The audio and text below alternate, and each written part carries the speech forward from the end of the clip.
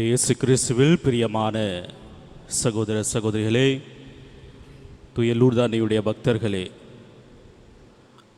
இன்று சரியாக இயேசு உயிர்த்தெழுந்து 50வது நாள். எனவே இன்றைய நாளிலே யூதர்களுடைய மரபுப்படி இஸ்ராயல் மக்களை அடிமைத்தனத்திலிருந்து மீட்ட இறைவன் செங்கடலை கடந்து அவர்களுக்கு கானான் தேசத்தை கொடுத்த இறைவன் அவர் செய்த வல்ல செயல்களை நினைத்து இந்த 50வது நாளை ஒரு விழாவாக கொண்டாடினார்கள். செங்கடலை கடந்து வருவதற்கு 40 நாட்கள் ஆயிற்று. எனவே ஒரு பாளையத்திலே ஒரு இடத்திலே தங்களது தற்காலிக கூடாரங்களை அமைத்து அவர்கள் அங்கு தங்கினார்கள். எனவே இந்த 50வது நாளை அவர்கள் பெந்தகோஸ்த் என்று சொன்னார்கள், கூடார திருவிழா என்று சொன்னார்கள். கூடாரங்களை அமைத்து அவர்கள் அங்கு தங்கி உணவு உண்டதால் கூடார திருவிழா என்று சொன்னார்கள். இதே 50வது நாளில்தான் இயேசுநாதர் உயிர்த்தெழுந்த பிறகு திருச்சபை பிறந்தது. ஆண்டவர் வாக்களித்த பரிசுத்த ஆவி, தூய ஆவி அன்னை மரியாளுடைய பேரிலும் அப்போஸ்தலர்கள் மேலும் ஒரு நாக்கு வடிவத்திலே நெருப்பு மயமாக பரிசுத்த ஆவி இறங்கி வந்தார். அதைத்தான் இன்று திருச்சபை நினைவு கூறுகின்றது, பெருமகிழ்வோடு கொண்டாடுகின்றது. எனவே இந்த பெந்தகோஸ்து திருவிழாதான், இந்த தூய ஆவியினுடைய வருகைதான் கத்தோலிக்க திருச்சபையினுடைய தொடக்கம், பிறந்த நாள் என்று சொல்லப்படுகின்றது. ஒரே கத்தோலிக்க திருச்சபையை விசுவசிக்கின்றேன் என்று நாம் விசுவாச பிரமாணத்தில் சொல்லுகிறது இந்த ஒரு நிகழ்வை தான். பரிசுத்த ஆவியினுடைய வல்லமையால் இவ்வுலகில் இருக்கின்ற எல்லோரும் ஆண்டவருடைய இயேசுனுடைய இரத்தத்தால் மீட்கப்பட்டு ஒரே குடும்பமாக வாழ வேண்டும் என்பதுதான் ஆண்டவருடைய சித்தமாக இருக்கின்றது.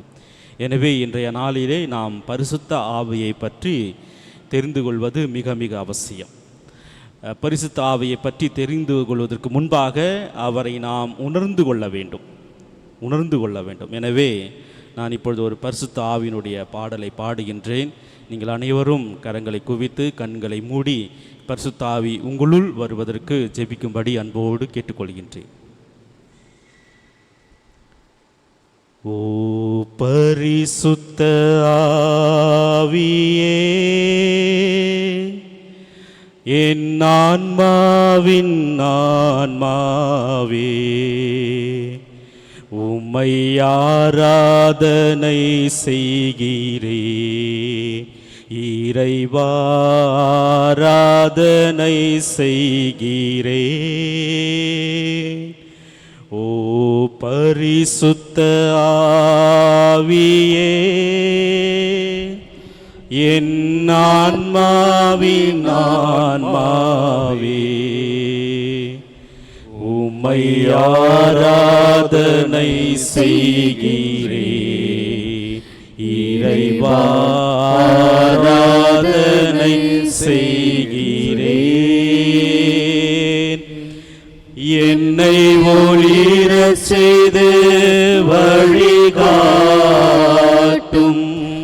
புது வலுவூட்டி என்னை தேற்றும், என் கடமை என்னவென்று காட்டும், அதை கருத்தாய் புரிந்திட தூண்டும். என்ன நேர்ந்தாலும் நன்றி துதி கூறி புகழ்வேன் இறைவா, உந்தன் திருவுலப்படி என்னை நடத்தும். ஓ பரிசுத்த ஆவியே, அனைவரும் சேர்ந்து பாடுவோம். என் ஆன்மாவின் ஆன்மாவே,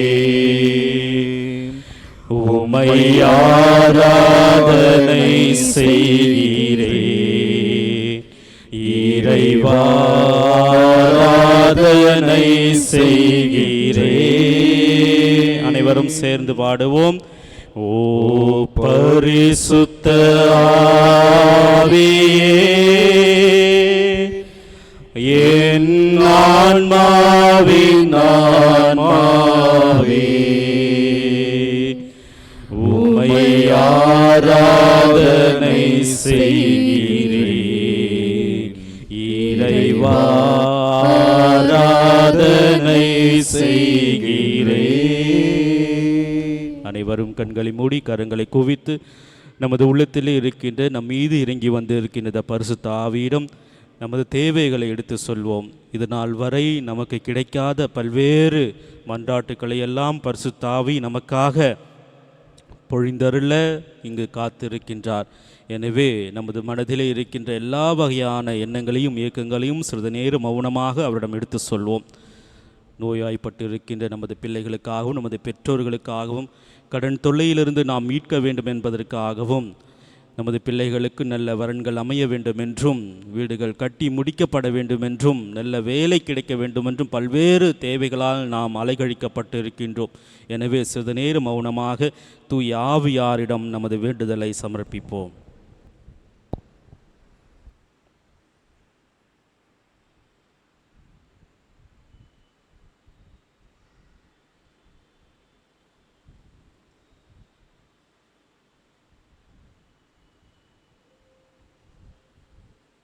அன்பின் பரலோக பிதாவே, இதோ இங்கே கூடியிருக்கின்ற உமது பிள்ளைகள் ஒவ்வொருவருக்காகவும் ஜெபிக்கின்றோம். தூய ஆவியை வரமாக புழுந்தள்ளமைக்காக உமக்கு நன்றி செலுத்துகின்றோம். இதோ எங்கள் ஒவ்வொருவரையும் நீ தொட்டு ஆசீர்வதியும். எங்கள் மனதிலே இருக்கின்ற எல்லா வகையான எண்ணங்களையும் ஏக்கங்களையும் நீர் அறிந்திருக்கின்றீர். அவற்றை எங்களுக்கு நிறைவாக தந்தள்ள வேண்டுமென்று எங்கள் ஆண்டவராகிய கிறிஸ்து வழியாக உம்மை மன்றாடுகின்றோம். ஆமென். Praise the Lord. Praise the Lord. Praise the Lord. Praise the Lord. இயேசுவுக்கே புகழ். இயேசுவுக்கே புகழ். இயேசுவுக்கே நன்றி. இயேசுவுக்கே நன்றி. மரியே வாழ்க. மரியே வாழ்க. அன்புமிக்க சகோதர சகோதரிகளே, பரிசுத்த ஆவியினுடைய பெருவிழாவை கொண்டாடுகின்ற நாம் பரிசுத்த ஆவியை பற்றி, தூய ஆவியை பற்றி தெரிந்து கொள்ள வேண்டும். இவர் தூய தமத்திருத்துவத்தின் ஒரு ஆளாக இருக்கின்றார். கடவுள் 3 ஆட்களாக இருக்கின்றார். தந்தையாக இருக்கின்றார், மகனாக இருக்கின்றார், தூய ஆவியாக இருக்கின்றார். இன்று நாம் நினைவு கூறும் தூய ஆவியும் இந்த தமத்திருத்துவத்தில் ஒருவராக இருக்கின்றார். எனவே இவர் தந்தையாகிய கடவுளை விட சிறியவர் அல்ல, இவர் மகனாகிய கடவுளை விட சிறியவர் அல்ல, பெரியவரும் அல்ல. மூவரும் ஒரே சித்தம், ஒரே வல்லமை, ஒரே சுபாவம் கொண்டவர்களாக இருக்கின்றார்கள். எனவே பரிசுத்த ஆவியை நாம் நினைத்து பார்க்கின்ற பொழுது முதலிலே நமக்கு ஞாபகத்தில் வர வேண்டியது, அவர் மூவொரு இறைவனில் ஒருவராக இருக்கின்றார். இரண்டாவது, இந்த பரிசுத்த ஆவியானவர் எவ்வாறு அன்று அப்போஸ்தலர்கள் மேலிலும் தேவமாதா பேரிலும் வந்தருளினாரோ அதே போல நாம் ஒவ்வொருவரும் திருமுழுக்கு பெறுகின்ற பொழுது பரிசுத்த ஆவி வருகின்றார். உறுதி பூசுதல் பெறுகின்ற பொழுது பரிசுத்த ஆவி நம்மீது இறங்குகின்றார். அவர் கொடுக்கின்ற அந்த ஆற்றலால் தான் இன்றும் நாம் அப்பா, தந்தாய் என கூப்பிடுகின்றோம் என்று தூய பவுல் நமக்கு அறிவுறுத்துகின்றார். எனவே இந்த தூய ஆவியினுடைய பிரசன்னத்தை நாம் உணர வேண்டும்.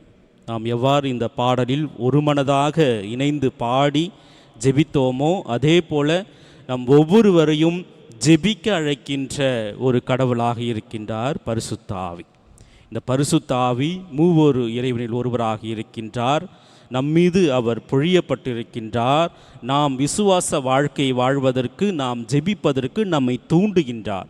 எனவே தந்தையாகிய கடவுள் படைக்கின்றார், மகனாகிய கடவுள் மீட்கின்றார், தூய ஆவியாகிய கடவுள் நம்மை வழிநடத்துகின்றார். இந்த உண்மையை நாம் உணர்ந்து கொள்ள வேண்டும். இரண்டாவது, நாம் அனைவரும் பரிசுத்த ஆவியின் ஆலயங்கள் என்பதை உணர வேண்டும். நமது உடலிலே எவ்வாறு படைத்த தந்தையாகிய இறைவனுடைய ஒரு சிறு துகள் இருக்கின்றதோ, நாம் ஒவ்வொரு நாளும் எவ்வாறு மகனாகிய கடவுளுடைய அந்த சரீரத்தை, அந்த உடலை உட்கொள்கின்றோமோ, அதே போல நாம் ஒவ்வொருவரும் பரிசுத்த ஆவியினுடைய ஆலயங்கள் என்பதை நாம் இன்று உணர வேண்டும். எனவே அன்புமிக்க சகோதர சகோதரிகளே, நமது வாழ்க்கையிலே எல்லா நாட்களையும் நாம் மகிழ்ச்சியாக இருக்க மாட்டோம். அதே போல் எல்லா நாட்களையும் நாம் துன்பமாக இருக்க மாட்டோம். ஏதோ ஒரு வகையிலே, ஏதோ ஒரு நாளிலே நாம் மிகவும் லோ பர்சனாலிட்டின்னு சொல்வார்கள், ஒரு டிப்ரெஷனோடு, ஒரு மன அழுத்தத்தோடு இருக்கின்ற வேளைகளிலே தூய ஆவி நமக்கு ஆற்றல் கொடுக்க இறைவார்த்தையின் வழியாக அவர் நமக்கு காத்திருக்கின்றார்.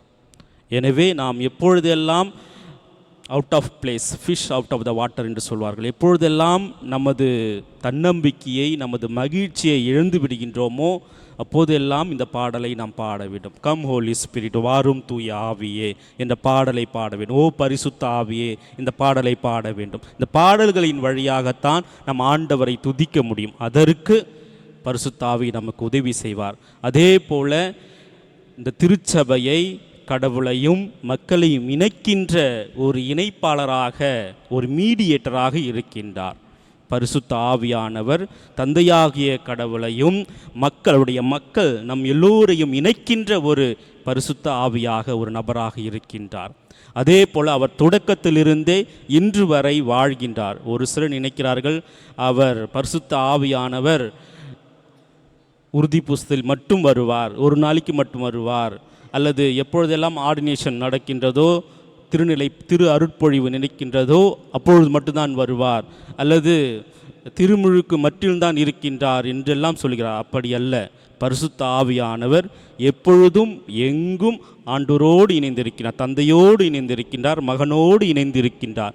எனவே நாம் அழைக்கின்ற போது கண்டிப்பாக அவர் வந்து நமக்கு ஆண்டவருடைய வல்ல செயல்களை, ஆண்டவருடைய சக்தியை நினைவூட்டுகிறார் என்பதை நாம் மனதில் வைத்துக்கொள்ள வேண்டும். எனவே இன்ற நாளிலே நாம் பரிசுத்த ஆவியை உறுதியோடு பற்றுகின்ற நல்ல பிள்ளைகளாக வாழ வேண்டும்.